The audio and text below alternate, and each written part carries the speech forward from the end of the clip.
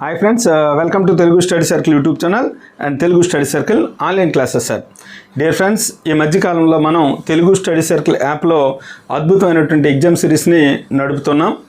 Common syllabus అంటే 30/30 Telugu, 30/30 English, 30/30 psychology, ఈ మూడు కూడా కామన్ సిలబస్. పేపర్ 1 అయినా పేపర్ 2 అయినా స్కూల్ అసిస్టెంట్ మ్యాథ్స్ కానీ, సైన్స్ కానీ, సోషల్ కానీ వాళ్ళందరికీ కూడా కామన్.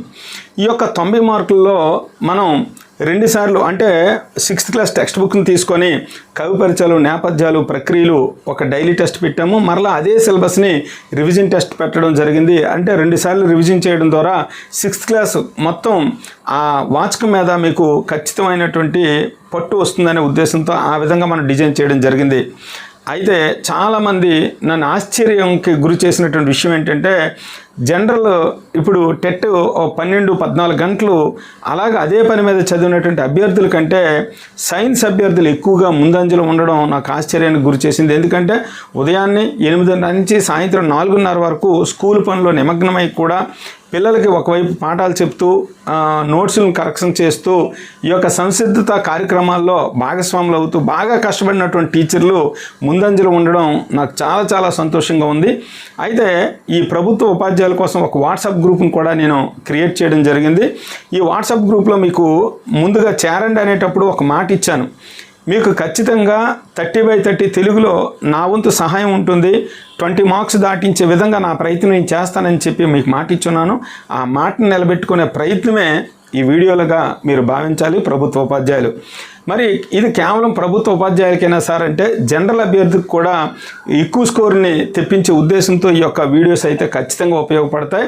మీరు ఒకసారి వీడియోస్ విన్న తర్వాత ఒకసారి టెక్స్ట్ బుక్ చదివినట్లయితే మరొకసారి మీకు స్పష్టమైనటువంటి నాలెడ్జ్ అనేది, అంటే తప్పులు అనేవి జరగవు, ఆ మాత్రం ఖచ్చితంగా నేనైతే మాట ఇవ్వగలను. అయితే డియర్ ఫ్రెండ్స్, ఒకసారి గమనించండి. ఇక్కడ మరొక ముఖ్యమైన విషయం ఏంటంటే, మన తెలుగు అభ్యర్థులు అంటే జనరల్ అభ్యర్థులు ఉన్నారు కదా, ఇప్పుడైతే ఎవరైతే నిరుద్యోగులు ఎవరైతే ఉన్నారో టెట్ రాస్తున్నారో వాళ్ళైతే మాత్రము 150/150 ఎగ్జామ్ సిరీస్ వేరే ఉంది. అది 499గా మనం నిర్ణయించడం జరిగింది. దాంట్లో మీరు చేరండి. ఈ 99 రూపీస్ అనేది కేవలం కామన్ సిలబస్ మాత్రమే 90 మార్క్స్ ఉంటుంది. పేపర్ 1, పేపర్ 2 ఎవరైనా మీరు చేరవచ్చు. అయితే ఇక్కడ గమనించినట్లయితే మనం గతంలో నిర్వహించినటువంటి అంటే ఇటీవల నిర్వహించినటువంటి డైలీ టెస్ట్ 6వ తరగతి నుంచి డైలీ టెస్ట్ అలాగే రివిజన్ టెస్ట్లో ఎలాంటి క్వశ్చన్లు ఇచ్చాం వాటి యొక్క ఎక్స్ప్లెనేషన్ ఒకసారి చూద్దాం. ఈ వీడియోలో పాఠ్యభాగం యొక్క కవి, అలాగే పాఠ్యభాగం యొక్క ప్రక్రియ, పాఠ్యభాగం యొక్క ఇతరత్వము, పాఠ్యభాగం యొక్క విశేషాంశాలు ఇవన్నీ కూడా మనం ఈ యొక్క వీడియోలో మనం చూద్దాం. మరి ఒకసారి చూద్దాం ఎటువంటి క్వశ్చన్లు ఇచ్చాం ఒకసారి చూద్దాం. ఈ క్రింది వారిలో అనార్కలి నరసింహారావుని గుర్తించండి అనేసి మనం ఇవ్వడం జరిగింది. ఈ క్రింది వారిలో అనార్కలి నరసింహారావు, ఇక్కడ మీరు కన్ఫ్యూజ్ అయ్యే అవకాశం ఏముంది సార్ అని అడిగితే ఇక్కడ గమనిద్దాం. అనార్కలి నరసింహారావు ఎవరు? యొక్క అనార్కలి నరసింహారావు మీరు ఎందుకు కన్ఫ్యూజ్ అవుతారు మిత్రులారని అడిగితే, ఈ యొక్క మొత్తం ఈ పాఠ్యభాగం కోసం ఒకసారి చూసినట్లయితే అమ్మఒడి పాఠ్యభాగం నుంచి ఈ యొక్క ప్రశ్నని అడగడం జరిగింది. అమ్మఒడి, మరి అమ్మఒడి పాఠ్యభాగం రాసినటువంటి కవి ఎవరు సార్ అని అడిగితే బాడిగ వెంకట నరసింహారావు. బాడిగ వెంకట నరసింహారావు. మరి ఈ బాడిగ వెంకట నరసింహారావుకే అనార్కలి నరసింహారావుగా పేరుంది. ఇక్కడ 2 బిట్లు మీరు గుర్తుంచుకోవాలి. ఏంటంటే అమ్మఒడి పాఠ్యభాగాన్ని రాసినటువంటి రచయిత బాడిగ నరసింహారావు. బాడిగ వెంకట నరసింహారావు మనకు ఒక్కొక్కసారి బాడిగ వెంకట నరసింహారావుని బివి నరసింహారావుగా కూడా అడిగే అవకాశం ఉంది మిత్రులారు, గమనించండి. అయితే ఇక్కడ మరొక ప్రశ్న ఏంటంటే వింజమూరు లక్ష్మీ నరసింహారావు కూడా మీరు కన్ఫ్యూజ్ అవుతారు. అయితే ఇక్కడ రెండింటికి డిఫరెన్స్ ఏంటి సార్ అని అడిగితే వింజమూరు లక్ష్మీ నరసింహారావు గారు అనార్కలి అనేటటువంటి నాటకాన్ని రాశారండి. గమనించండి, అనార్కలి నాటకాన్ని రాసింది ఎవరని అడిగితే వింజమూరు లక్ష్మీ నరసింహారావు. మరి అనార్కలి నాటకాన్ని వింజమూరి లక్ష్మీ నరసింహారావు గారు రాస్తే మరి అనార్కలి నరసింహారావుగా బాడిగ వెంకట నరసింహారావుకి ఎందుకు పేరు వచ్చిందని అడిగితే, ఈ వింజమూరి లక్ష్మీ నరసింహారావు రాసినటువంటి అనార్కలి నాటకం ఉంది కదా, ఈ అనార్కలి నాటకంలో అనార్కలి పాత్రను ధరించింది ఎవరమ్మని అడిగితే బాడిగ వెంకట నరసింహారావు గారు. గమనించారా? బిట్టు అడిగే విధానం గమనించండి. ఈ క్రింది వారిలో అనార్కలి నరసింహారావుని గుర్తించండి అని అడుగున్నాడు. ఇక్కడ మళ్ళీ బిట్టు మార్చొచ్చు. ఈ క్రింది వారిలో అనార్కలి నాటకాన్ని రాసింది ఎవరని అడిగితే వింజమూరు లక్ష్మీ నరసింహారావు ఆన్సర్ అవుతుంది. కానీ అనార్కలి పాత్రను ధరించింది ఎవరని అడిగితే బాడిగ వెంకట నరసింహారావు వస్తుంది. అలా కాకుండా ఈ క్రింది వారిలో అనార్కలి నరసింహారావుని గుర్తించండి అన్నా కూడా బాడిగ వెంకట నరసింహారావు వస్తుంది ఆన్సరు. మీరు గుర్తుంచుకోండి. మనం ఇచ్చిన ఈ క్వశ్చన్కి ఆన్సర్ ఏంటంటే బాడిగ వెంకట నరసింహారావు. ఎవరైనా కూడా వింజమూరు లక్ష్మీ నరసింహారావుకి బాడిగ వెంకట నరసింహారావుకి ఖచ్చితంగా కన్ఫ్యూజ్ అవుతారు. గమనిద్దాం. ఆ తర్వాత మరొక క్వశ్చన్ చూసినట్లయితే అమ్మ చెప్పిన శుద్ధులు అని షమ్ము ఉప్పిన బుద్ధులు అని చెప్పి ఈ గేయపాదంలో శుద్ధులు అనగా ఏంటి అని చెప్పి ఇక్కడ ఇవ్వడం జరిగింది. ఇది కూడా అమ్మఒడి పాఠ్యభాగంలో ఉందే. గమనించండి. అమ్మఒడి, ఈ అమ్మఒడి పాఠ్యభాగం యొక్క ప్రక్రియ ఏది సార్ అని అడిగితే గేయ ప్రక్రియ గుర్తుంచుకోండి మిత్రులారా. అలాగే అమ్మఒడి పాఠ్యభాగం ఇతివృత్తం ఏంటమ్మని అడిగితే అమ్మ ప్రేమ. ఇక్కడ గమనించండి. ప్రక్రియ అంటే రచన విధానం. రచన విధానం అంటే ఏదైనా కవి గేయంలో రాయొచ్చు, ద్విపదలో రాయొచ్చు, నాటకంగా రాయొచ్చు, నాటికగా రాయొచ్చు, కథ లేక కథానికగా రాయొచ్చు. అంటే ఆ స్టైల్ని ఏమంటారమ్మా అని అడిగితే ప్రక్రియ అని అంటారు. రాసే విధానాన్ని ఏమంటారు? ప్రక్రియ అని అంటారు. మరి అమ్మఒడి పాఠ్యభాగం గేయ ప్రక్రియలో ఉంది. ఇతివృత్తం అంటే అసలు ఏ ఉద్దేశంతో ఆ విద్యార్థులకి ఏ ప్రయోజనాన్ని ఆశించి పాఠ్యభాగాన్ని చేర్చారనే దాన్ని ఉద్దేశం లేదా ఇతివృత్తంగా మనం చెప్తాము. అమ్మ యొక్క ప్రేమను విద్యార్థులకు తెలియచేసే ఉద్దేశంతో ఈ యొక్క పాఠ్యభాగాన్ని ఇక్కడ మనకి అందించడం జరిగింది అమ్మఒడి. మరి అమ్మఒడి పాఠ్యభాగంలో అమ్మ చెప్పిన శుద్ధులు అని షమ్ము ఉప్పిన బుద్ధులు అని చెప్పి ఈ పాదంలో శుద్ధులు అనగా అర్థం ఏంటి అని అడుగున్నాడు. శుద్ధులు అనగా ఏంటమ్మా అని అడిగితే మంచి మాటలు, అలాగే రైటు, సూక్తులు రైటే, శుభాషితాలు. ఈ మూడు ఒకే ఆన్సర్గా మనం చెప్పొచ్చు. పైవన్నీ ఈజ్ ద రైట్ ఆన్సర్గా మాత్రం మనం చూడాలి. మీరు ఏంటంటే శుద్ధులు అంటే సూక్తులు ఒకటే చదువుతారు మీరు. కానీ సూక్తులన్నా మంచి మాటలే కదా. శుభాషితాలు, సు అంటే మంచి, భాషితం అంటే మాట, శుభాషితం అన్నా కూడా మంచి మాటే. కాబట్టి పైవన్నీ ఈజ్ ద రైట్ ఆన్సర్గా మాత్రం మనం ఆన్సర్ చేయాలి. మరొక క్వశ్చన్ చూద్దాం. ఇదంతా కూడా ఫస్ట్ లెసన్లో ఇచ్చినవి ఇవన్నీ కూడా గమనించండి. మనం 2 రకాల ఎగ్జామ్స్ పెట్టాం. ఏంటి? ఒకటి డైలీ టెస్ట్ పెట్టాం. గమనించండి. మనం ఒకటి daily test, 6th class daily test. తర్వాత మరలా మనం రివిజన్ టెస్ట్ మళ్ళీ రెండోసారి పెట్టాం అనమాట. బిట్లు మారిపోతున్నాయి. గమనించండి. అంటే ఫస్ట్ లెసన్ నుంచి ఏమి ఇచ్చాం అనేది. ఇక్కడ బాలబంధు బిరుదాంకితుడు ఎవరు అని అడిగితే ఇక్కడ బాలబంధు బివి నరసింహారావు. బివి నరసింహారావు అన్న బాడిగ వెంకట నరసింహారావు అన్న ఒకటే. బాడిగ వెంకట నరసింహారావు అన్న ఒకటేనండి. బాడిగ వెంకట నరసింహారావు. మిత్రులారు, ఇవన్నీ కూడా మరొకసారి మీకు కన్క్లూజన్ ఇస్తాను. అంతా ఒకేసారి వచ్చినట్టుగా నేను చేస్తాను. బివి నరసింహారావు ఇప్పుడే మనం ఈయన కోసం చర్చించుకున్నాం. ఈయన బాలబంధు అనేటువంటి బిరుదు రావడం గల కారణం ఏంటంటే ఈయన రచనలన్నీ కూడా బాలల మీద ఉన్నాయి. ఒక ఉద్యమంగా బాలల కోసం రచనలు చేశాడు కాబట్టి ఈయనకి బాలబంధు అనేటటువంటి బిరుదు కూడా ఉంది. అలాగే ఈయనకే అనార్కలి నరసింహారావుగా కూడా పేరుంది. గమనించండి. అనార్కలి నాటకాన్ని రాసింది అయితే వింజమూరు లక్ష్మీ నరసింహారావు. అనార్కలి పాత్రను ధరించి అనార్కలి నరసింహారావుగా పేరు పొందింది ఎవరమ్మని అడిగితే బివి నరసింహారావు. బివి నరసింహారావు పూర్తి పేరు అంటే బాడిగ వెంకట నరసింహారావు. బాడిగ వెంకట నరసింహారావు రాసినటువంటి పాఠ్యభాగం అమ్మఒడి. అమ్మఒడి పాఠ్యభాగం యొక్క ప్రక్రియ అడిగితే గేయ ప్రక్రియ, ఇతివృత్తం అడిగితే అమ్మ ప్రేమగా మీరు గుర్తుంచుకోండి మిత్రులారా. అలాగే ఇక్కడ చూడండి. అనార్కలి నాటకాన్ని రాసింది ఎవరు? రివిజన్ టెస్ట్లో ఇచ్చాను దీన్ని. మీరు గమనించండి. ఇవి ప్రీవియస్ బిట్లో కూడా వస్తాయి. ప్రీవియస్ గతంలో జరిగినటువంటి టెట్ ఎగ్జామ్లో కూడా కొన్ని క్వశ్చన్లు నేను తీసుకోవడం జరిగింది కాబట్టి ఇలాంటి క్వశ్చన్లు అడుగుతారు. అనార్కలి నాటకం రాసింది ఎవరో మనసు అడిగితే వింజమూరి లక్ష్మీ నరసింహారావుగా మనం చెప్పుకోవడం జరుగుతుంది. అంటే మనం రివిజన్ టెస్టు, డివిజనల్ టెస్ట్లో, డైలీ టెస్ట్లో ఇలాంటి ప్రశ్నలు మనం అడిగాము. వాటి యొక్క ఆన్సర్లుగా మనం ఎక్స్ప్లెయిన్ చేస్తాను. ఇప్పుడు ఫస్ట్ లెసన్ అంతా కూడా మీకు క్లారిటీ ఇస్తాను. చూడండి. ఇప్పుడు ఇక్కడ చూసినట్లయితే పాఠ్యభాగం ఏంటి సార్ అని అడిగితే అమ్మఒడి.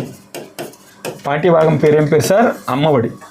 అమ్మఒడి పాఠ్యభాగం యొక్క ప్రక్రియ అడిగితే చెప్పాను కదా, గేయ ప్రక్రియ. ఇతివృత్తం ఏంటి సార్ అని అడిగితే అమ్మ ప్రేమగా మనం చెప్పుకోవడం జరిగిందండి. మరి అమ్మ యొక్క ప్రేమ, అమ్మ యొక్క గొప్పతనాన్ని తెలియచేయడమే ప్రస్తుత పాఠ్యభాగం యొక్క ఉద్దేశం. అమ్మఒడి పాఠ్యభాగం, ఈ యొక్క పాఠ్యభాగాన్ని రాసినటువంటి కవి ఎవరు సార్ అని అడిగితే బాడిగ వెంకట నరసింహారావుగా మీరు గుర్తుంచుకోండి. ఈయనే మీకు ఆప్షన్లో బివి నరసింహారావు కూడా ఇస్తాడు కాబట్టి బివి నరసింహారావు ఇస్తాడు. ఆప్షన్లో చూడండి పివి నరసింహారావు కూడా ఇస్తాడు, మీరు పివి నరసింహారావు పెట్టకండి. బివి నరసింహారావు, బాడిగ వెంకట నరసింహారావు, పాములపర్తి వెంకట నరసింహారావు మనకు ప్రధానమంత్రిగా వర్క్ చేశారు, ఆయన కోసం మాత్రం మీరు టచ్ చేయకండి. అలాగే ఈయన కృష్ణా జిల్లా కౌతరంలో జన్మించారు. ఈయన యొక్క బిరుదు ఏం పేరమ్మ అని అడిగితే బాలబంధుగా మనం ఆన్సర్ చేయాలి. బాడిగ వెంకట నరసింహారావు గారి యొక్క బిరుదు బాలబంధు. బాలల యొక్క రచనలను ఒక ఉద్యమంగా చేయడం వలన, ఈయన బాలల కోసం ఎక్కువగా రచనలు చేయడం వల్ల ఈయనకి బాలబంధు అనేటటువంటి బిరుదు వచ్చింది. ఈయన రచనలు అయితే బాలరసాలు, బాలతనం, చూడండి ఈయన రచనలు బాలరసాలు, అలాగే బాలతనం కూడా ఈయన యొక్క రచనే. అలాగే పాల బడి పాటలు, చూడండి పాల బడి పాటలు, అలాగే ఆవు హరిశ్చంద్ర, అలాగే బాలతనం, అలాగే చిన్నారి లోకం, అలాగే ఋతువాణి, ఇవన్నీ కూడా మొత్తం ఇలాంటివి బాలల కోసం 17 రచనలు చేశారు మిత్రులారా. 17 రచనలు చేశారు. గమనించండి, ఇక్కడ మన అమ్మఒడి పాఠ్యభాగంలో ఉన్న అమ్మఒడి పాఠ్యభాగం యొక్క ప్రక్రియ అయితే గేయ ప్రక్రియ, అమ్మ ప్రేమ, ఇతివృత్తము, బాడిగ వెంకట నరసింహారావు, బివి నరసింహారావు రాస్తున్నారు. ఈయన బాలబంధు అని బిరుదు రావడం గల కారణం ఏంటంటే చూడండి, బాలరసాలు, బాలతనం, పాలబడి పాటలు, అలాగే బాలతనం చెప్పేసాం ఆల్రెడీ, చిన్నారి లోకం, ఇవన్నీ కూడా చిన్నపిల్లల కోసమే. మొత్తం ఎన్ని రచనలు చేశారని అడుగుతాడు, 17 రచనలు చేశారు, గుర్తుంచుకోండి. ఇది మనం చూసినట్లయితే బాల సాహిత్యం ఉద్యమ స్ఫూర్తితో ఈయన రాయడం జరిగింది. అలాగే వింజమూరి లక్ష్మీనరసింహారావు రాసినటువంటి అనార్కలి నాటకం ఉంటుంది. ఆ నాటకంలో అనార్కలి పాత్రను ధరించడం ద్వారా ఈయనకి అనార్కలి నరసింహారావుగా ఈయనకి పేరు వచ్చింది. అంతే, అయిపోయింది పాఠం. ఈ పాఠం మరి ఇంకా ఎక్కువ చదవకండి, గవర్నమెంట్ టీచర్స్కి ఇది సరిపోతుంది. జనరల్ అభ్యర్థులు అయితే కొంచెం లోపలికి వెళ్ళాలి, ఎందుకంటే లెసన్ లోపలికి వెళ్ళి కూడా మనకి డిఎస్సి కూడా అడుగుతాడు కాబట్టి జనరల్ అభ్యర్థులు, మన తెలుగు అభ్యర్థులు అయితే లెసన్ లోపలికి వెళ్ళి కూడా చదవండి, అది మాత్రం మీరు గమనించండి. ఆ తర్వాత మనం చూసినట్లయితే ప్రస్తుత పాఠ్యభాగం బివి నరసింహారావు రాసిన సంపూర్ణ రచనలు 2వ సంకలనం నుంచి అమ్మఒడి పాఠ్యభాగము దేని నుండి గ్రహించబడిందని అడిగితే బివి నరసింహారావు గారు రాసిన సంపూర్ణ రచనలు 2వ భాగం నుండి గ్రహించబడింది. అది ఒకటి అడిగే అవకాశం ఉంది, గమనించండి. ఆ తర్వాత సెకండ్ లెసన్కి వెళ్దాం. సెకండ్ లెసను మనకి తృప్తి పాఠ్యభాగం సార్. పాఠ్యభాగం పేరేం పేరమ్మా? తృప్తి. ఈ తృప్తి పాఠ్యభాగం యొక్క ప్రక్రియ ఏంటో తెలుసా? కథానిక. గమనించండి, తృప్తి పాఠ్యభాగం యొక్క ప్రక్రియ కథానిక. మరి ఇతివృత్తం ఏంటి సార్ అని అడిగితే మానవ విలువలు. రోజు రోజుకి కూడా మానవ విలువలు అంటడుగుపోతున్నాయి కదా. అసలు మానవ విలువలు ఎక్కడున్నాయి సార్? ఒకరికొకరికి సాయం చేసుకునే రోజులు ఎప్పుడో పోయినాయి. ఎవరి స్వార్థంలో వారు బతుకుతున్నారు, గమనించండి. అలాంటి విషయాల్లో పూర్ణయ్య పాత్ర ద్వారా విద్యార్థుల్లో మానవ విలువలు పెంపొందించడమే తృప్తి పాఠ్యభాగం యొక్క ముఖ్య ఉద్దేశం. మరి దీని యొక్క ప్రక్రియ అయితే కథానిక ప్రక్రియ. ఇక్కడ ఒకసారి ప్రక్రియ కోసం మనం చెప్దాం. కథానిక ప్రక్రియ అంటే మనం కథానిక అన్న మాటలను పర్యాయ పదాలుగా వాడుతున్నాం సార్. ఈ కథ కన్నా చిన్నది కథానిక. గమనించండి, కథ అనేది నిడివి ఎక్కువగా ఉంటుంది, ఎక్కువసేపు చెప్తారు కథ. కథానిక అనేది కొంచెం తక్కువసేపు చెప్పడం జరుగుతుంది. ఇది 1 గంట చెప్తే ఇది 1 హాఫ్ అన్ అవర్ చెప్తారనమాట. అయితే కథానిక యొక్క ముఖ్యమైనటువంటి లక్షణం ఏంటి సార్ అని అడిగితే కథానికలో క్లుప్తత ఉంటుంది. ఈ బిట్ అడిగే అవకాశం ఉంది. క్లుప్తత ఏ ప్రక్రియ యొక్క లక్షణము అని అడుగుతాడు. కథానిక యొక్క లక్షణంగా మనం చెప్పుకోవచ్చు. ఒక వ్యక్తి జీవితంలో జరిగిన సంఘటనను కళాత్మకంగా తీర్చిదిద్దేదే కథానిక. మిత్రులారు గమనించండి, కథానిక చూడండి, ఇక్కడ ఒక వ్యక్తి జీవితంలో జరిగిన సంఘటనను క్లుప్తత ఉండాలి. ఒక వ్యక్తి జీవితంలో జరిగిన సంఘటనను కళాత్మకంగా తీర్చిదిద్దేదాన్ని కథానిక మనం చెప్పుకోవడం జరుగుతుంది. తెలంగాణ టెక్స్ట్ బుక్లో 8వ తరగతిలో మాట్లాడే నాగలి అనేటటువంటి ఒక కథానిక ఉంటుందండి. అంటే మీకు అర్థం అవడం కోసం చెప్తున్నా. అంటే బొండుమల్లులు మొన్న బయాలజీ వాళ్ళు పెట్టినటువంటి బయాలజీ ఫారం వాళ్ళు పెట్టినటువంటి అవగాహన సదస్సులో బొండుమల్లుల కథానిక చెప్పేశాను. అలాగే ఫిజిక్స్ ఫారం వాళ్ళు కూడా జూమ్లో పెట్టినటువంటి దాంట్లో మరి బొండుమల్లుల కథానిక చెప్పాను. మళ్ళీ అది ఒకటే గల ఈ సార్కి వచ్చాను అనుకుంటారు. కాబట్టి తెలంగాణ టెక్స్ట్ బుక్లో 8వ తరగతిలో మాట్లాడే నాగలి అనేటటువంటి గొప్ప కథానిక ఉందండి. మాట్లాడే నాగలి ఎంత బాగుంటుందని అడిగితే అసలు కథానిక అంటే మళ్ళీ చదివింపజేసే వచ్చిన ప్రక్రియ. కథ అంటే మళ్ళీ మళ్ళీ వినాలనిపిస్తుంది. ఇక్కడ గమనించినట్లయితే ఓసెఫ్ అనేటటువంటి రైతు ఉంటాడండి, అలాగే కన్నన్ అనేటటువంటి ఎద్దు ఉంటుంది చూడండి. ఈ రెండింటి మధ్య అంటే మూగజీవాల పట్ల కూడా మనుషులు మానవత్వాన్ని చూపాలని తెలియచేయడమే ఈ మాట్లాడే నాగలి అనేటటువంటి ఆ పాఠ్యభాగం యొక్క ఉద్దేశము. తెలంగాణ టెక్స్ట్ బుక్లో 8th క్లాస్లో ఉంటుంది. ఏం లేదండి, ఓసెఫ్ అనే రైతుకి కన్నన్ అనే ఎద్దు అంటే చాలా ఇష్టం అండి. ఆ ఎద్దుతో వ్యవసాయం చేస్తాడు, కానీ ఎప్పుడు చేస్తాడు తెలుసా? వేకువజామున మళ్ళీ సాయంత్రం చేస్తాడు, ఎండ సమయంలో చేయడు, ఎందుకంటే అది ఎక్కడ కందిపోతుందని. దానికి నిత్యం దానా పెడతాడు, పచ్చగడ్డి వేస్తాడు, చాలా బాగా బుజ్జిగా చూసుకుంటాడు, దాన్ని ఇలాగా నిమురుతూ ఉంటాడు. వాళ్ళిద్దరూ మాట్లాడుకుంటారు. మాట్లాడే నాగలంటే నాగలతో ఈయన దున్నుతుంటే, ఈయన మాట్లాడుతుంటే ఈయన మాటలకి అది స్పందిస్తూ ఉంటుంది ఎద్దు. చుట్టుపక్కల ఉన్నటువంటి రైతులందరూ కూడా ఈర్ష్యపడుతుంటారు, వీడేంటి కూతురు కన్నా కొడుకు కన్నా ఎక్కువగా చూస్తున్నాడు ఎద్దుని అని చెప్పి వాళ్ళకి అవసరం లేకపోయినా ఎద్దుని పని కోసం అడుగుతారు. పనికి ఇవ్వడానికి అతనికి ఇష్టం లేదు, ఎందుకంటే వాళ్ళు ఎండలో రాచి రంపాలు పెడతారని ఇష్టం లేదు. కానీ తప్పదు కదా, వాళ్ళు ఏమైనా మాట్లాడుతారని చెప్పి, ఏమైనా తప్పుగా మాట్లాడుకుంటారని చెప్పి వాళ్ళకి పనికి ఇస్తున్నా కూడా చాలా బాధపడుతూ ఇస్తూ ఉంటాడనమాట. ఇలా కొన్ని రోజులు గడిచిన తర్వాత వీళ్ళిద్దరి మధ్య అనుబంధం చాలా గొప్పగా ఉంటుంది. అటువంటి సమయంలో ఈ ఓసెఫ్ అనే రైతుకు పెళ్ళిడికి వచ్చిన కుమార్తె ఉంటుంది. చుట్టుపక్కల రైతులందరూ కూడా, ఏమయ్యా కూతురు పెళ్ళిడికి వచ్చింది కదా, మంచి సంబంధం వచ్చింది కదా, పెళ్లి చేసి వచ్చు కదా అని అంటే, నా దగ్గర డబ్బులు ఎక్కడ అంటే, ఏముంది నీ దగ్గర ఉన్న 1 ఎకరా ఉంది కదా, ఎకరా భూమిని కూడా అమ్మివేస్తే నీ కూతురు పెళ్లి చేయొచ్చు అని అంటే, మరి అమ్మేస్తే ఆ భూమిని అమ్మిస్తే ఎద్దుని ఏం చేయాలి? ఎద్దును కూడా అమ్మేయాలి కదా. అది ఇష్టం లేక ఇలాగా ఆ పెళ్ళిని కూడా వాయిదా వేస్తుంటాడు. కానీ ఆ భార్య కూడా ఒప్పుకోదనమాట. ఎలాగైనా కూతురికి పెళ్లి చేయాలి కదా అంటే తప్పని పరిస్థితుల్లో ఆ యొక్క భూమిని అమ్మేస్తాడు. మరి పెళ్లి ఖర్చుల కోసం ఎద్దును కూడా అమ్మేయాలి కదా అని చెప్పేసి ఇష్టం లేకపోయినా కూడా ఎద్దును కూడా అమ్మివేస్తాడు. అమ్మివేసిన తర్వాత మంచినీళ్ళు కూడా ముట్టాడు. ఎందుకంటే ఈ కన్నన్ అనే ఎద్దు అంటే చాలా ఇష్టము ఓసెఫ్ అనే రైతుకి. చాలా బాధతో ఉంటాడు, దిగాలుగా ఉంటాడు. కూతురు పెళ్లి నిశ్చయమైంది. కూతురు వస్తుంది, ఒక సంచి పట్టుకొని డబ్బులు ఇచ్చి, నాన్న పెళ్లి దగ్గర పడుతుంది కదా, బజార్కి వెళ్ళి వస్తువులు తీసుకురా అని చెప్పి ఒక చీటీ కూడా ఇస్తుంది.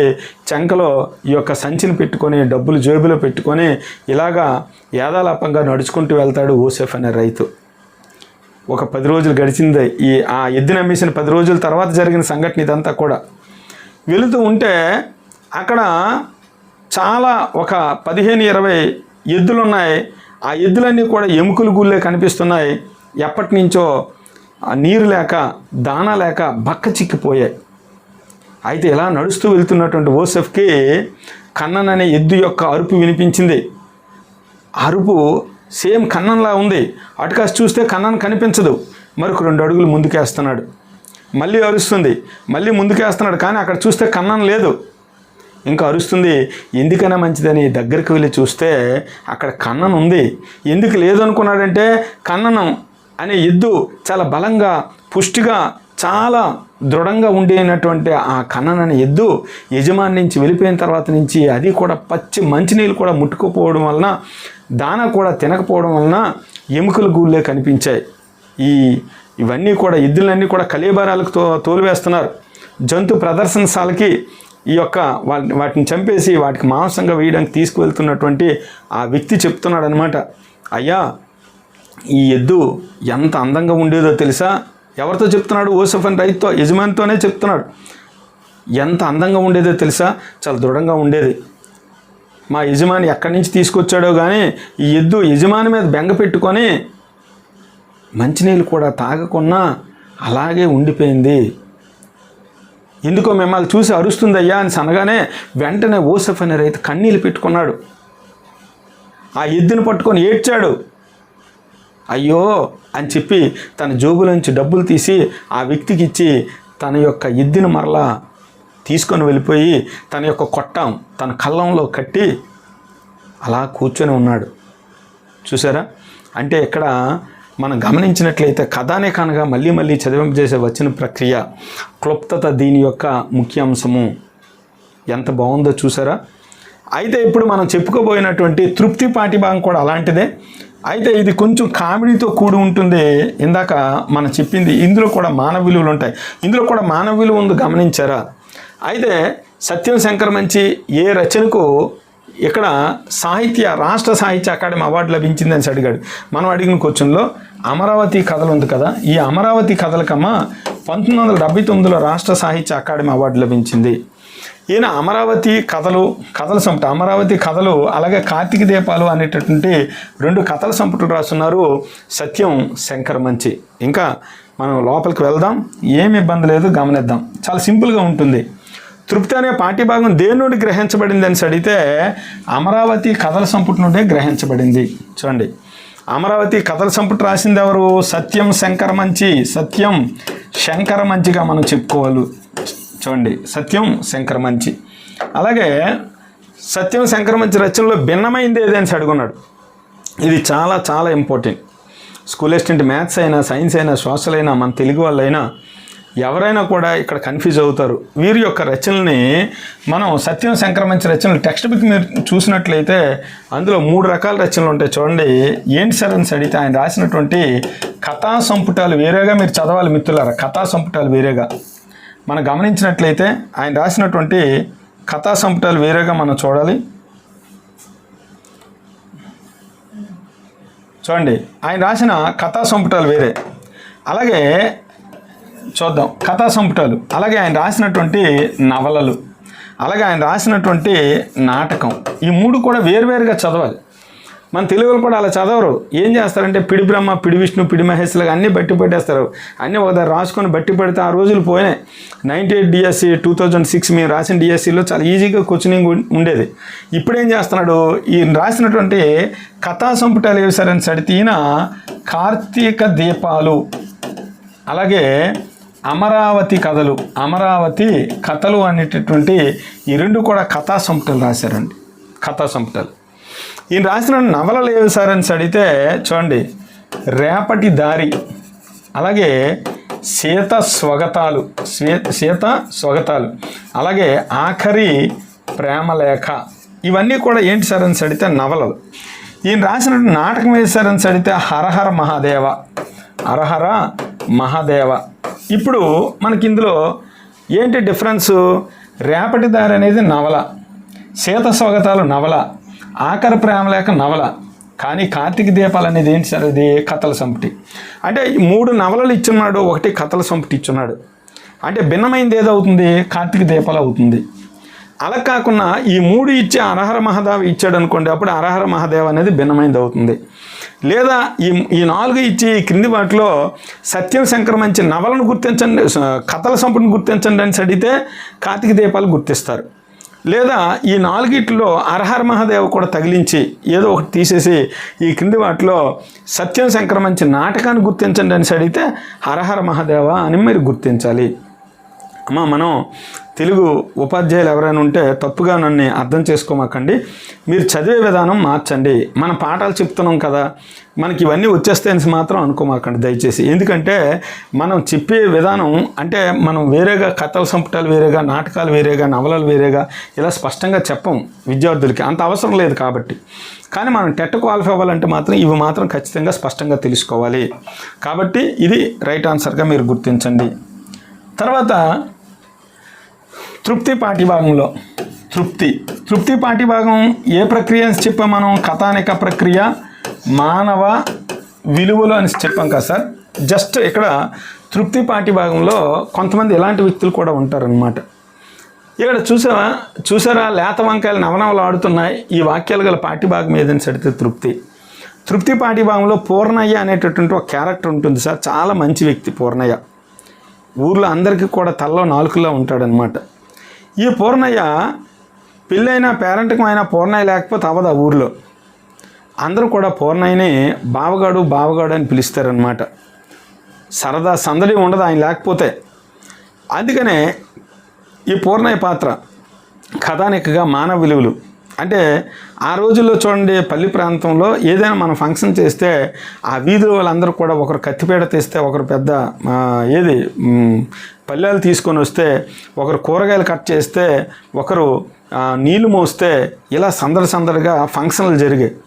ఇప్పుడు అన్నీ క్యాటరింగ్లే. చూడండి ఎక్కడున్నాయి విలువలు, ఎక్కడున్నాయి చెప్పండి. ఇప్పుడు అంతా కూడా ఈ బాధలు ఎవడరా పడతాడు బాబు అని చెప్పేసి అసలు చుట్టాలకు కూడా వాట్సాప్లోనే మనం మెసేజ్లు చేసి పలికేస్తున్నాం అనమాట. దానికి అలవాటు పడిపోయాం. ఎవరు కూడా అతిథులు కాదు. కానీ ఈ పూర్ణయ్య పాత్ర ద్వారా ఎంత బాగా చెప్పారంటే వనభోజనానికి వెళ్తారు. వనభోజనానికి వెళ్ళినప్పుడు అందరికీ వంటలు వండించే బాధ్యత తీసుకుంటాడు పూర్ణయ్య. ఒకరేమో ఏదో పేకాట ఆడుకుంటారు, ఒకరు ఏదో ఆటలు ఆడుకుంటారు అందరూ కూడా. కానీ వంట బాధ్యత అంతా ఇతనే తీసుకొని ఒకసారి వెళ్తాడు. చూసారా, సన్న బియ్యంతో పులిహోర చేయిస్తున్నాను, మెంతులు కూడా కలుపుతున్నాను అంటాడు. అలాగే ఇంకోసారి ఏమంటాడు, వెళ్ళి పరిగెత్తుకొని వెళ్ళి వాళ్ళు నోరు ఊరించే విధంగా వాక్కాయలతో పచ్చడి చేయిస్తాను అంటాడు. ఇంకోసారి వెళ్ళి చూసారా లేత వంకాయలు నవనవలు ఆడుతున్నాయి అని చెప్పి అంటుంటాడు అనమాట. అంటే అదొక తృప్తి. కొంతమందికి ఇతరులు భోజనం చేస్తే తృప్తి చెందుతారు. కొంతమంది ఏం చేస్తారు, ఆ భోజనం తాను చేసి తృప్తి చెందుతాడు. చాలామంది అదే అంటే మంచి క్యారెక్టర్ ఉన్న వాళ్ళు ఏంటంటే అవతల వ్యక్తి వాడు భోజనం చేసిన అంటే ఎవరైనా మనకి అతిథులు వచ్చినా లేదా ఎవరికైనా ఏదైనా మన ఫంక్షన్కి వెళ్ళా లేకపోతే ఏదైనా మన కార్యక్రమాలు చేసినా కొంతమంది సంతృప్తిగా అవతల వాళ్ళు భోజనం చేస్తే వాళ్ళు తృప్తి చెందుతారు కదా. అలాంటి క్యారెక్టరే పూర్ణయ్య క్యారెక్టర్. అదే తృప్తి పాఠ్యభాగంగా మాత్రం మనం ఆన్సర్ చేయాలి. అలాగే తనకేం మిగలలేదని బాధ లేదు, నలుగురు హాయిగా తృప్తిగా రుచిగా తిన్నారనే సంతోషమే ఆ బావగాడి తాంబూలపు పెదాలపైన చిరునవ్వు. అందులో బావగాడు ఎవరని అడిగితే పూర్ణయ్య. ఇందులో బావగాడు అంటారని చెప్పాను కదా. అంటే అందరూ తినేశారు. ఆ మధ్యలో అడుగుతాడు, ఆ పిరిగేసుకో అంటాడు, లేదా అరిటో కడుక్కో అని అంటాడు. ఇవన్నీ కూడా చెప్పడం జరుగుతుంది. ఆ బావగాడి తాంబూలపు పెదాలపైన. అంటే అందరూ తినేస్తే అతనే చాలా సంతోషిస్తాడు. ఎవరి మనసు అడిగితే పూర్ణయ్యగా మనం చెప్పొచ్చు. ఒకసారి పూర్ణయ్య పాఠ్యభాగం కోసం మనం మాట్లాడదాం. తృప్తి పాఠ్యభాగం యొక్క ప్రక్రియ ఎందా చెప్పేశాను. ఏం చెప్పాను సార్? తృప్తి పాఠ్యభాగం ఏ ప్రక్రియ సార్ అని సరే కథానిక ప్రక్రియ. మానవ విలువలు ఇతృత్వంగా మనం చెప్పుకోవడం జరుగుతుంది. సాటి మనుషుల తృప్తి సంతోషం కోసం పని చేయడమే నిజమైన సంతోషం, తృప్తి ఉన్నాయని ఈ కథ ద్వారా తెలియజేస్తుంది. రచయిత సత్యం సంక్రమించగా మనం చెప్పుకోవాలి. ఈయన గుంటూరు జిల్లా అమరావతిలో జన్మించాడు. కవి పరిచయం కోసం మనం మాట్లాడినట్లయితే మీకు ఆల్రెడీ నేను చెప్పేసా కథా సంపుటాలు. ఈయన రచనలు కథా సంపుటాలు అమరావతి కథలు, కార్తీక దీపాలు గుర్తుంచుకోండి మిత్రులారా. నవలలు అయితే రేపటి దారి, సీత స్వగతాలు, ఆఖరి ప్రేమ లేక, ఎడారిలో కలువ పూలు అనేది కూడా నవలలు. ఆయన యొక్క నాటకం ఏది సార్ అని అడిగితే అరహర మహాదేవగా మనం చెప్పుకోవడం జరుగుతుంది. ఇందులో ప్రధాన పాత్ర ఏది సార్ అని అడిగితే మనం గమనించినట్లయితే ఇందులో ప్రధాన పాత్ర ఏది అని అడుగుతాడు. ప్రధాన పాత్ర అయితే పూర్ణయ్య పాత్రను మాత్రం మీరు గుర్తుంచుకోవాలి. బావగాడు లేకపోతే సరదా లేదు, సంబరం లేదు, పెళ్లి కానీ పేరంటకం కానీ వంట హంగంతా బావగాడే. ఎవరి గురించి మాట్లాడి అడుగుతాడు పూర్ణయ్య. ఈ కాన్సెప్ట్ అంతా కూడా చదువుకోవాలి ఖచ్చితంగా. అయితే మన టెట్ ప్రభుత్వ ఉపాధ్యాయులు జస్ట్ మనం క్వాలిఫై అవ్వాలి కాబట్టి మీకు 20+ వస్తే సరిపోతుంది. కానీ మన తెలుగు అభ్యర్థులు గతంలో మన స్టూడెంట్స్ 30/30 కూడా సాధించారు ఇందులో. ఎందుకంటే మన తెలుగు అభ్యర్థులు 90 మార్కులు 87 కూడా స్కోర్ చేశారు. ఏది సైకాలజీ ఇంగ్లీష్ కాకుండా. సైకాలజీ ఇంగ్లీష్లో మన తెలుగు అభ్యర్థులకు పోతాయి. కానీ మనకు 90 మార్కులు ఉంది. 90 మార్కులు జనరల్ తెలుగు, 30 మార్కులు జనరల్ తెలుగు, 60 మార్కులు మన తెలుగు ఉంది. మొత్తం 90 మార్కులు 87 కూడా వచ్చాయి మన స్టూడెంట్స్కి. కాబట్టి మీరు 87 వస్తేనే 130 క్రాస్ అవుతారు. ఎవరు? జనరల్ అభ్యర్థులు, నిరుద్యోగ అభ్యర్థులు. మీరు గుర్తుంచుకోండి, మన టార్గెట్ 20+. ఈ ప్రభుత్వ ఉద్యోగుల యొక్క టార్గెట్ ఏంటంటే 60+, కొంతమంది 75+, కొంతమంది 90+, మరి కొంతమంది కేటగిరీ వైజ్గా. కాబట్టి ప్రభుత్వ ఉపాధ్యాయులకి 100 మార్కులు వస్తే సరిపోద్ది, క్వాలిఫై అయితే సరిపోద్ది. కాబట్టి జస్ట్ మీరు కవి పరిచయము, నేపథ్యము, ప్రక్రియ ఇవి తెలుసుకుంటే సరిపోతుంది. లోపలికి ఏమి వెళ్ళనవసరం లేదు. మీరు భయపడమాకండి. వీడియోస్ చూడండి, ఒకసారి మన మెటీరియల్ కూడా ఒకసారి చూడండి. ఇదంతా కూడా మన జ్యోత్స్న పబ్లికేషన్ నేను రాసినటువంటి మెటీరియల్గా మాత్రం మీరు భావించాలి. అలాగే తర్వాత చూద్దాం. ఇది 3వ లెసను. ఏం సార్ అని అడిగితే మా కొద్దీ తెల్లదొరతనం. పాఠ్యభాగం పేరు ఏం పేరు సార్ అని అడిగితే మా కొద్దీ తెల్లదొరతనం. మా కొద్దీ తెల్లదొరతనం ప్రక్రియ అడిగితే గేయ ప్రక్రియ అండి. ఇతరత్వం ఏంటి సార్ అని అడిగితే దేశభక్తి. విద్యార్థులు దేశభక్తిని పెంపొందించడమే. మనకి 1947 సంవత్సరంలో స్వాతంత్రం వచ్చింది. కానీ స్వాతంత్రం రావడానికి ఎంతోమంది కవులు ఎంత గొప్ప రచనలు చేశారని విద్యార్థులకు తెలియచేయడమే ఈ పాఠ్యభాగం యొక్క ముఖ్య ఉద్దేశం. చూద్దాం ఒకసారి. దండాలు దండాలు భరతమాత మా కొద్దీ తెల్లదొరతనం అనే గేయాలు రాసింది ఎవరు అని అడిగితే గరిమెళ్ళ సత్యనారాయణ అండి. గరిమెళ్ళ సత్యనారాయణ చాలా గొప్పగా ఉంటుంది. మా కొద్దీ తెల్లదొరతనము దేవా మా కొద్దీ తెల్లదొరతనము అంటూ సాగినటువంటి ఈ గేయాన్ని రాస్తున్నాడు. ఈయన దండాలు దండాలు భరతమాత మా కొద్దీ తెల్లదొరతనం అనే రచన చేస్తున్నాడు గరిమెళ్ళ సత్యనారాయణ. మరొకొంచెం చూద్దాం. స్వతంత్ర ఉద్యమ ఉత్తేజాన్ని చైతన్యాన్ని కలిగించిన జాతీయ కవిగా ఎవరు బిరుదుంది? ఈ క్రింది వారిలో జాతీయ కవి ఎవరు అని అడుగుతాడో, అడిగితే మన ఆన్సర్ ఏంటి సార్ అని అడిగితే గరిమెళ్ళ సత్యనారాయణకి మనం ఆన్సర్ చేయాలి మిత్రులారా. గరిమెళ్ళ సత్యనారాయణ స్వాతంత్ర ఉద్యమ ఉత్తేజాన్ని విద్యార్థుల్లో కలిగించడం కోసం ఇక్కడ మనం మా కొద్దీ తెల్లదొరతనం అని చెప్పి మనం చెప్పొచ్చు. ఒకసారి చూద్దాం. ఇక్కడ మీరు కన్ఫ్యూజ్ అవుతారు కాబట్టి బిట్ని ఇక్కడ నేను తగిలించడం జరిగింది. మా కొద్దీ నల్లదొరతనం రాసింది ఎవరు అని అడిగాడు.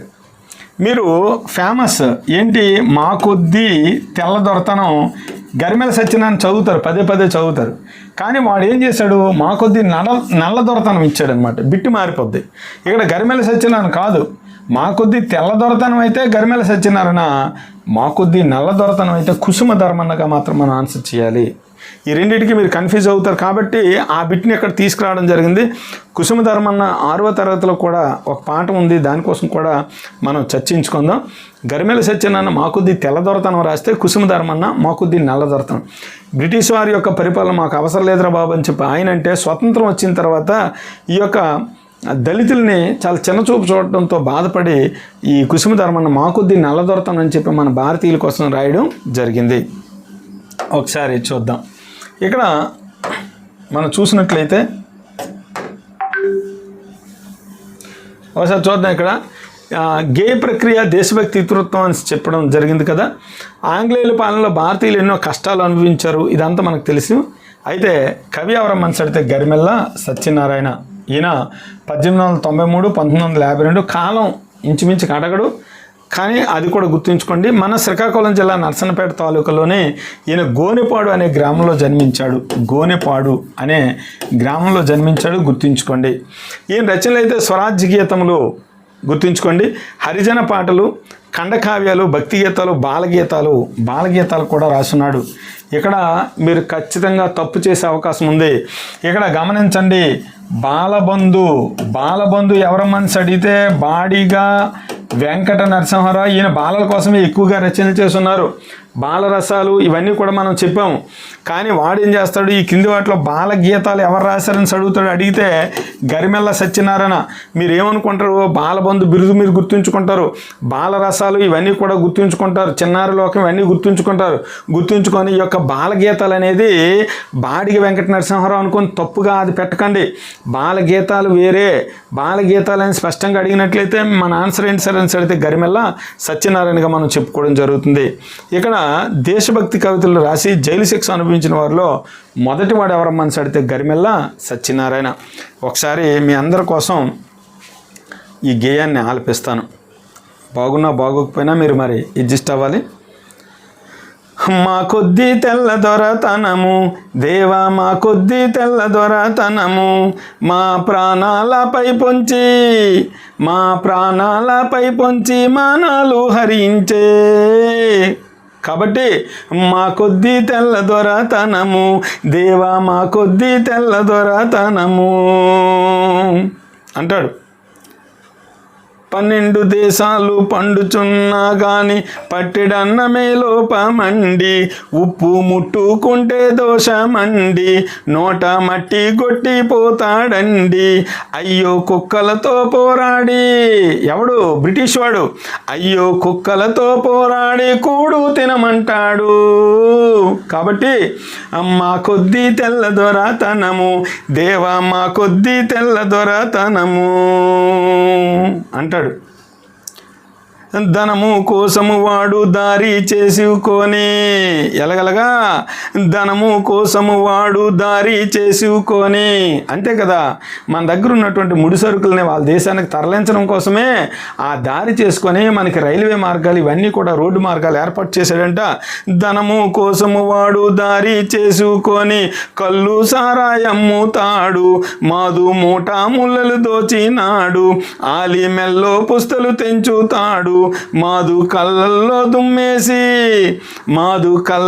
దుమ్మేసి కాటికి దరి చేశాడు. కాబట్టి మా కొద్ది తెల్ల దొరతనము దేవా, మా కొద్ది తెల్ల దొరతనము అంటూ గాంధీ టోపీ పెట్టి పాఠశాలకు పోవా. సహాయ నిరాకరణోద్యమం సమయంలో గాంధీ టోపీ పెట్టి పాఠశాలకు పోవా, రావద్దంటాడు, రాట్నం బడిలో పెట్టవద్దంటాడు, టోపీ తీసి వీపులు బాదుతాడు, అయ్యో రాజా ద్రోహమంతా రాట్నంలో ఉన్నదంట. కాబట్టి మా కొద్ది తెల్ల దొరతనము దేవా, మా కొద్ది తెల్ల దొరతనము అంటూ 144 నోటికి తగిలించి 144 సెక్షన్ అట. 144 నోటికి తగిలించి మాటలాడవద్దంటాడు, మమ్ము పాట పాడవద్దంటాడు, తనను దాటి వెళ్ళవద్దంటాడు, అయ్యో చేటు తెచ్చుక మమ్ము చెడిపోవామంటాడు. కాబట్టి మా కొద్ది తెల్ల దొరతనము దేవా, మా కొద్ది తెల్ల దొరతనము దేవా, మా కొద్ది తెల్ల దొరతనము అంటూ ఎంత అద్భుతంగా రాస్తున్నాడు. విద్యార్థుల్లో దేశభక్తిని పెంపొందించడమే ఈ పాఠ్యభాగం యొక్క ముఖ్య ఉద్దేశం. డియర్ ఫ్రెండ్స్, ఎవరైతే తెలుగు అభ్యర్థులు ఉంటారో కొంచెం టెక్స్ట్ బుక్ను కూడా చదవండి. ఇది ప్రభుత్వ ఉపాధ్యాయులైనటువంటి school assistant maths, science, social, SGT అభ్యర్థుల్ని ఉద్దేశించి చేసినటువంటి వీడియో. మన తెలుగు అభ్యర్థులు అయితే మరి కొంచెం లోపలికి చదవాలి. మన ఎగ్జామ్స్ అయితే మీకు నిజంగా విజయాన్ని తెచ్చిపెడతాయి. 100% మీకు నమ్మకాన్ని ఇస్తున్నా. 90 మార్కులు కామన్ ఎగ్జామ్ రాయండి ప్రభుత్వ ఉపాధ్యాయులందరూ కూడా. జస్ట్ యాప్లో మెయింటెనెన్స్ కోసమే, ఎందుకంటే సైకాలజీ బిట్లు వేరే సార్త రాయిపిస్తున్నాను, ఇంగ్లీష్ బిట్లు వేరే సార్త రాయిపిస్తున్నాను. తెలుగు నా వరకు నేను ఎలాగా మీకు ఉచితంగా ఇవ్వగలను, కానీ అవన్నీ కూడా ఆ యాప్ మెయింటెనెన్స్ కోసం 99 రూపీస్ మాత్రమే మనం పెట్టడం జరిగింది. వెంటనే తెలుగు స్టడీ సర్కిల్ యాప్ను డౌన్లోడ్ చేసుకోండి.